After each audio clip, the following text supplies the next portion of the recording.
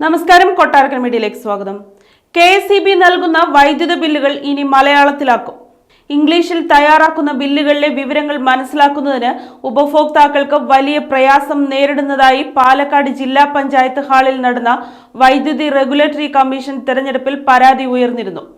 ഇത് സംബന്ധിച്ച് KSEB ഉചിതമായ തീരുമാനമെടുക്കണമെന്ന് regulatory commission chairman TK Jose ആവശ്യപ്പെട്ടു.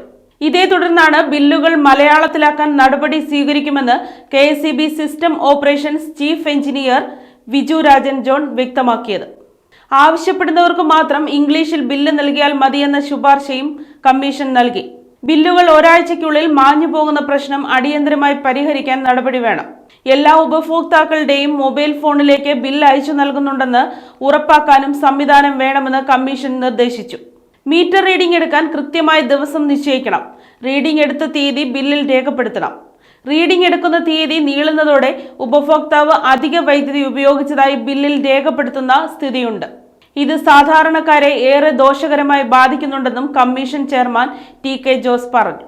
വൈദ്യുതി വിച്ഛേദിക്കാൻ KSEB ഉദ്യോഗസ്ഥർക്ക് വല്ലാത്ത ശുഷ്കാന്തിയെന്ന് സംസ്ഥാന വൈദ്യുതി റെഗുലേറ്ററി കമ്മീഷൻ. വൈദ്യുതി നിരക്ക് പരിഷ്കരണത്തിനായി KSEB നൽകിയ ശുപാർശയിന്മേൽ പാലക്കാട് ജില്ലാ പഞ്ചായത്ത് ഹാളിൽ നടന്ന പൊതു തെളിവെടുപ്പിലാണ് KSEBയുടെ ഈ നിലപാടിൽ കമ്മീഷൻ ചെയർമാൻ TK ജോസ് അതൃപ്തി പ്രകടിപ്പിച്ചത്. ചൊവ്വാഴ്ച കോഴിക്കോട് നടന്ന തെളിവെടുപ്പിനിടെ കമ്മീഷന് വൈകിട്ട് പരാതി നൽകിയ ഉപഭോക്താവിന്റെ വൈദ്യുതി കണക്ഷൻ ബുധനാഴ്ച രാവിലെ 9:30 KSEB വിച്ഛേദിച്ചതായും ചെയർമാൻ പറഞ്ഞു. KSEBയുടെ ഇത്തരം നിലപാട് തിരുത്തേണ്ട കാലം അതിക്രമിച്ചു.